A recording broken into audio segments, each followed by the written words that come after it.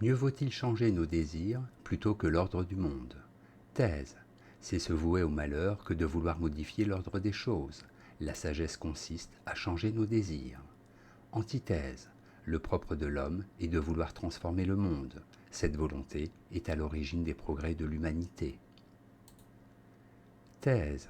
Mieux vaut changer ses désirs plutôt que l'ordre du monde. En effet, il est vain de chercher à avoir une emprise sur ce qui ne dépend pas de nous. Le malheur des hommes ne vient pas de la nature. Il leur faut apprendre à changer leurs désirs pour connaître la sérénité. Premier argument. Il y a ce qui dépend de nous et ce qui n'en dépend pas.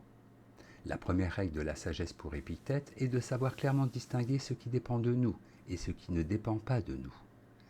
Il dépend de moi de vouloir un enfant. Il ne dépend pas de moi que la mort l'emporte prématurément. Je n'ai pas à maudire le sort si cela arrive. Si l'idée de le voir mourir m'est insupportable, je peux décider de ne pas procréer. Deuxième argument. Les hommes sont la cause de leur propre malheur. Descartes n'est pas resté insensible à la philosophie stoïcienne, lui qui déclare qu'il vaut mieux changer ses désirs plutôt que l'ordre du monde. Il est bien vrai que je suis le premier responsable de mon malheur. Si je souffre de ne pas être riche, c'est parce que je désire l'être. À quoi bon maudire le temps qu'il fait, puisque de toute façon, je n'y peux rien. Troisième argument. L'homme reste libre face à ses désirs. Je ne choisis pas de désirer ceci plutôt que cela. Mes désirs ne dépendent pas de ma volonté. Ce qui en revanche en dépend, c'est la possibilité de réaliser certains désirs plutôt que d'autres. L'ordre du monde, pense les stoïciens, a été voulu par Dieu. Je n'ai pas à vouloir le changer, mais changer mon attitude par rapport à lui est ce qui me conduit à la sérénité. En bref, si je m'attache à ce qui ne dépend pas de moi, je perds toute liberté. Or, l'ordre du monde ne dépend pas de moi. Changer mes désirs me permet d'accéder à la satisfaction et donc à la sérénité. Antithèse. Il vaut mieux changer l'ordre du monde. En effet, le destin de l'homme est de dominer la nature. Le désir est ce qui le conduit à agir et à améliorer sa condition. C'est en changeant l'ordre du monde que l'homme s'est peu à peu humanisé. Premier argument, l'homme n'a jamais laissé faire la nature. La chirurgie crânienne était connue il y a plus de 10 000 ans. Cet exemple montre que nos ancêtres avaient déjà la volonté de soigner la maladie, au lieu de la laisser suivre son cours naturel. La technique en général a pour but de soumettre la nature, bien souvent en la transformant. Deuxième argument, l'homme est conduit à se perfectionner.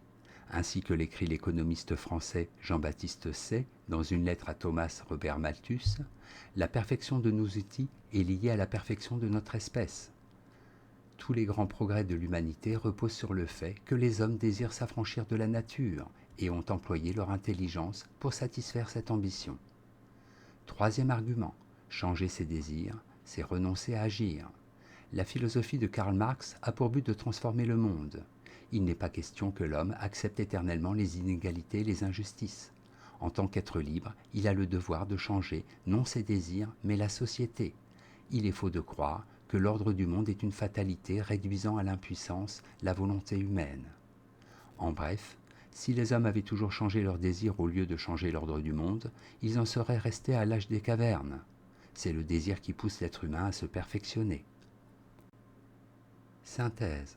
Descartes, dans la troisième partie de son discours de la méthode, écrit « Ma troisième maxime était de tâcher toujours plutôt à me vaincre que la fortune, et à changer mes désirs que l'ordre du monde. » Or, c'est le même Descartes qui déclare que l'homme doit se rendre comme maître et possesseur de la nature. La contradiction entre ces deux citations n'est qu'apparente. En effet, la première renvoie à la philosophie morale de Descartes, tandis que l'autre s'applique à la philosophie de la connaissance. Aussi, est-ce bien une règle de sagesse que Descartes emprunte aux stoïciens que d'éviter de se rendre inutilement malheureux, parce que ce que l'on désire n'est pas conforme à la réalité des choses. Mais du point de vue de la connaissance, c'est bien le désir de connaître, de s'affranchir de la nature, qui a conduit les hommes à se perfectionner. Il y a une différence entre s'affliger du temps qui fait et être scientifique capable de prédire le temps qu'il fera. Cela afin d'adapter mes projets aux circonstances.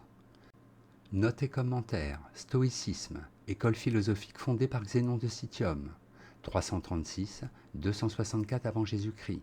La philosophie pratique stoïcienne vise à l'absence de trouble. Cette absence de trouble porte le nom d'ataraxie. Citation. Le désir est l'essence même de l'homme, c'est-à-dire l'effort par lequel l'homme s'efforce de persévérer dans son être. Baruch Spinoza, L'éthique.